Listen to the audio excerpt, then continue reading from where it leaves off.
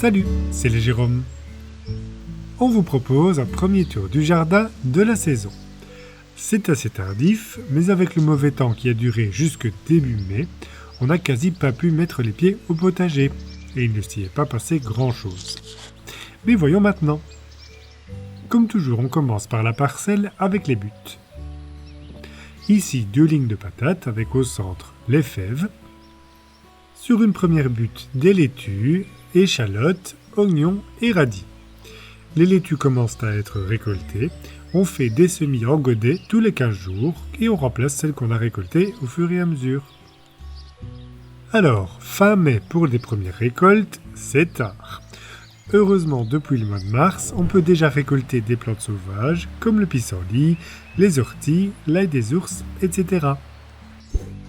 Entre les buttes, une autre partie de patates et de fèves. Et sur la deuxième butte, de nouveau laitues et oignons. On a fait le test de planter les oignons par 3 tous les 15 cm, comme le font les fraternités ouvrières. C'est plus dense et on verra bien ce que ça donne comme résultat. Un peu plus loin, une autre petite parcelle où on a également mis des pommes de terre. Avec, comme partout où on pouvait, des laitues. Avant de passer au gros du morceau, un petit tour par la spirale, où les aromates se développent bien, comme toujours. Il y a aussi des poireaux perpétuels et quelques fleurs. Sur la longue bande qui longe tout le potager, cette année on y a mis les haricots à rames. On a monté les tipis avec du bambou qui pousse chez des amis dans le coin, et au pied de chaque tuteur, on a planté les haricots qu'on avait d'abord semés en godet dans la serre.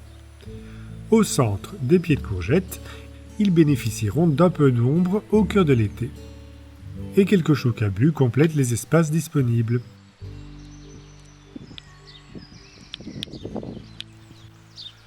On passe à la parcelle principale, qui est déjà bien remplie, avec une première ligne de choux kale, des poireaux qu'on vient tout juste de repiquer, avec à côté un semis de carottes qui doit encore lever. En deuxième partie, encore des choux cabus cette fois. Oui, on a mis beaucoup de choux cette année. Ici, il reste un peu de place. Ensuite, des plantes de butternut dans lesquelles on a fait quelques îlots de maïs doux.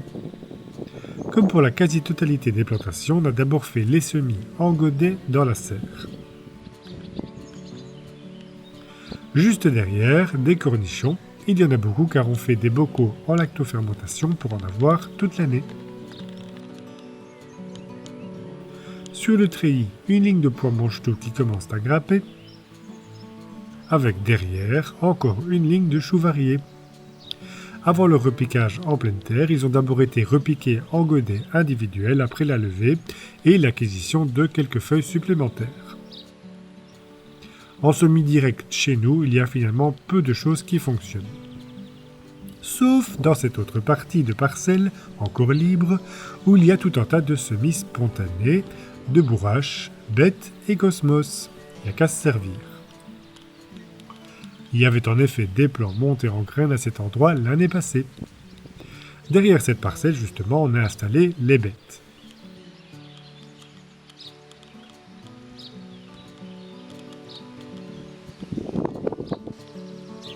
Et puis il y a encore des poireaux, un semis de panais, et puis les betteraves, un mélange de toutes sortes de variétés. Au bout de cette parcelle, après les pois à rames, des navets et les choux raves. Bon, les navets, c'est notre 3e tentative de semis direct. Cela lève, mais c'est directement attaqué. Les quelques rares plantules qui restent n'ont pas fière allure.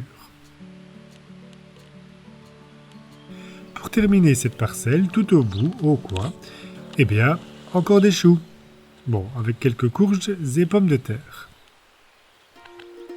Alors, le paillis au sol, c'est de l'herbe séchée. On a la chance d'avoir dans notre voisinage un professionnel qui fait les tontes et qui était d'accord de nous déposer la tonte en fin de journée. Une aubaine, car d'une part, on ne tonte pas tant que cela, et puis on ne ramasse pas l'herbe car on utilise une lame type mulch. Du coup, avec cette belle quantité de tonte qu'on a eu régulièrement, ça nous a donné des idées. D'abord, au potager, la couverture de feuilles composée dès l'automne reste assez dense au printemps. Alors, d'une part, cela empêche le sol de bien se réchauffer, mais on se demande aussi si ça n'aide pas le développement des limaces, car elles sont nombreuses sous le paillis, et en conséquence, le moindre morceau de verdure qu'on repique se fait dévorer. Alors, quand le printemps a bien été installé, on a retiré cette couverture, et on l'a mise au compost avec de la tonte en alternant les couches. Il ne reste pas tant de feuilles que cela, une grande partie a été décomposée, la quantité qu'on a retirée est sans commune mesure avec ce qu'on a déposé à l'automne. Après cela, un rapide petit désherbage, puis on a recouvert avec de la tonte, mais une couche assez fine pour qu'elle sèche, car en trop grosse épaisseur, cela pourrirait et étoufferait le sol.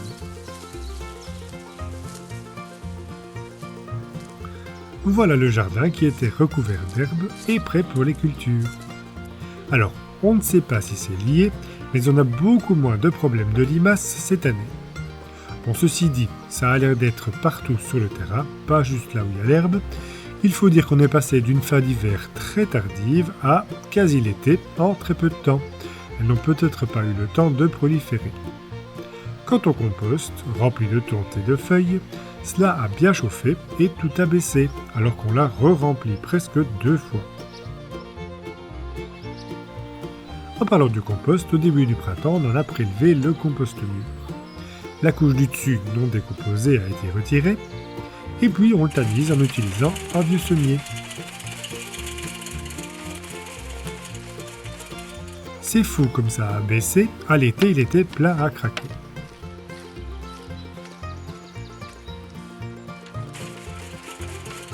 Les petites bradilles qui ne sont pas encore bien décomposées sont récupérées et retourneront dans le compost.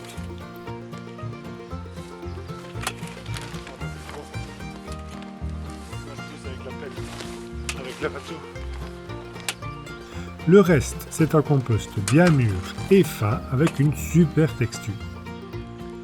On le met en sac pour en avoir toute l'année. Bon, on a fait une dizaine de sacs et là, fin mai, tout est déjà quasi parti. Mais dans quelques mois, le compost de feuilles sera prêt. Bref, passons à la serre. Ici, fini les cultures d'hiver. Les plants de tomates ont été mis en place. On en met aussi, comme toujours, sur la terrasse, en pot et devant la verrière.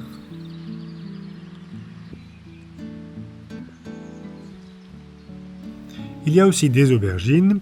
Bon, alors on a un peu triché, ce sont des plants qu'on a achetés en jardinerie. Nos semis n'ont pas levé, pourtant ce sont les mêmes semences que l'année dernière, et toujours bonnes selon la date, mais rien à lever.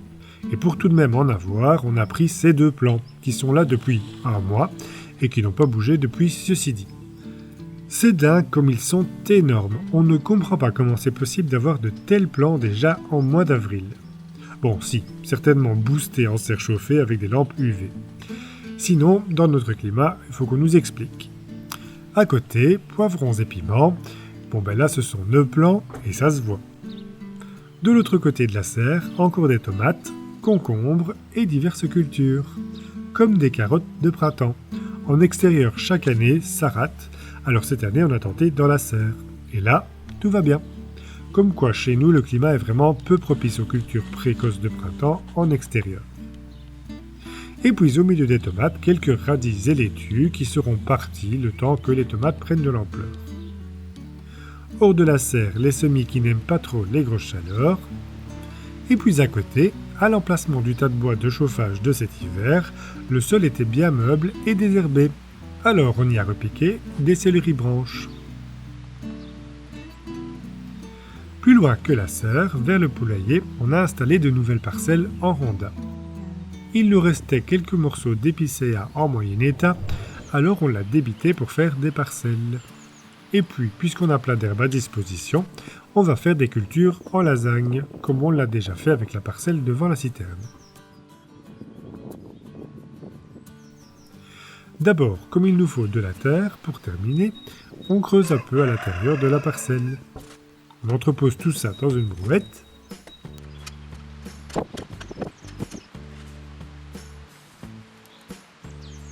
Et puis dans le fond, on y a mis des morceaux de bois pourris ou en décomposition.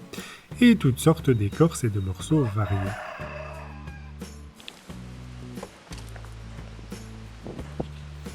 Et puis on commence la lasagne.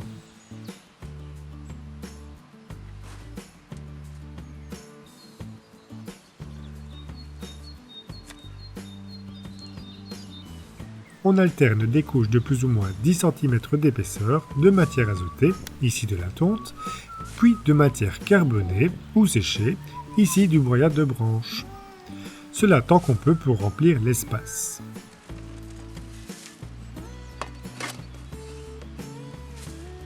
On va même aller un peu plus haut car ça va retomber en se décomposant.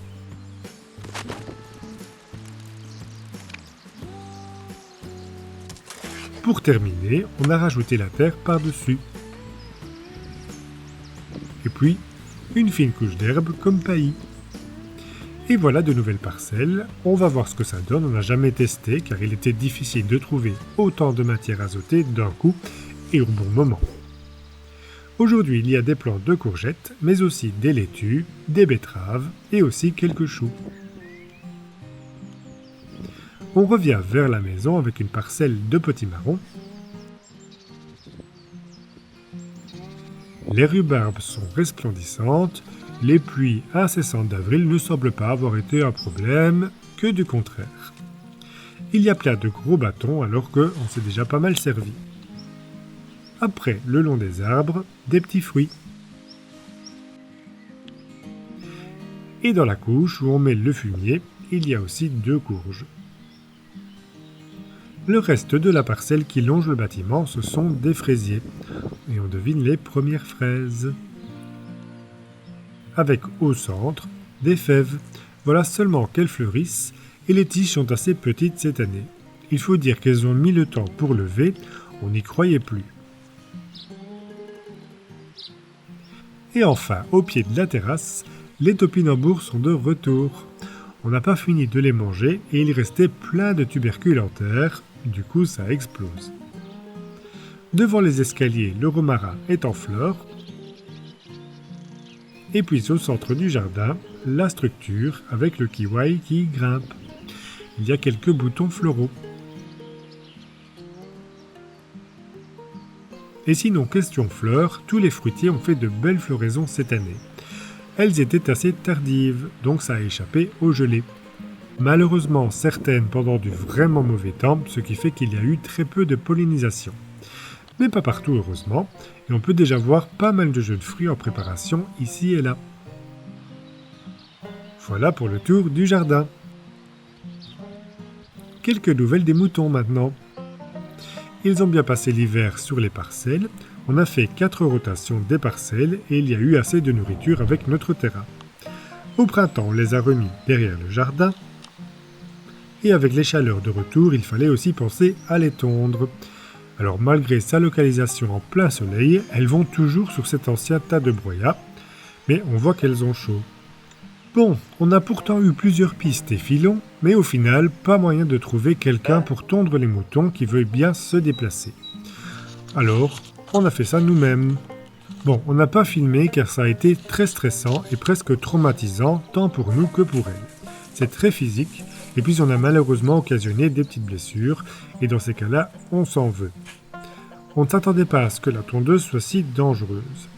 Pour la dernière, ça a été beaucoup mieux, on a vraiment fait très attention, et c'était aussi la plus docile. Aujourd'hui, c'est comme si de rien n'était, heureusement. Ah oui, et puis une petite chose, on a remarqué qu'une brebis avait un pis fort développé. Bon, on s'y attendait un peu.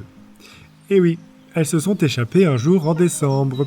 On a dû courir jusqu'au village voisin, car elles ont été rejoindre un autre troupeau, où il y avait aussi un bélier. Une nuit aura donc suffi. Et dans la nuit du 9 mai, hop, un petit agneau. Là aussi, ça a été un peu stressant, car il ne se nourrissait pas immédiatement, et la mère faisait une mamite. On a dû lui donner le biberon toutes les 4 heures pendant 24 heures, car il est très important qu'il boive du colostrum dès sa naissance. Cela tout en soignant la mère. Bref, aujourd'hui tout va bien. Avec un peu d'aide, il a finalement trouvé le chemin du pis, et il grandit de jour en jour.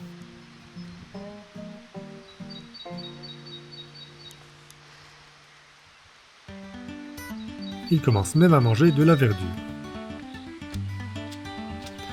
Bon, comme il s'agit d'un mâle, à terme on va devoir s'en séparer, car les autres brebis sont ses tantes et sa mère, et il ne faut pas qu'il y ait un accouplement consanguin. Et puis pour l'instant, notre but ce n'est pas d'agrandir notre cheptel, ni de devenir éleveur.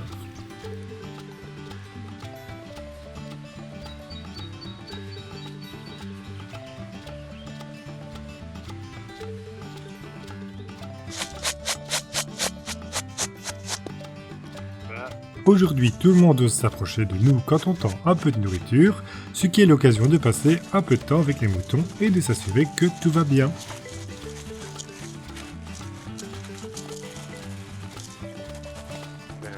Alors, hein?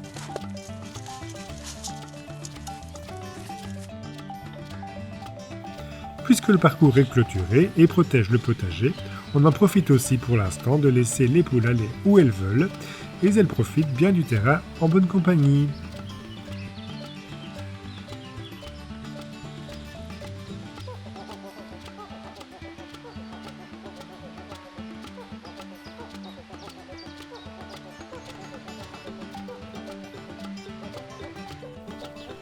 Voilà tout pour ce tour du jardin en cette fin mai.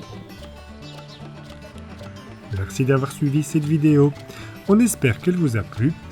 Passez du temps au jardin, portez-vous bien et à bientôt.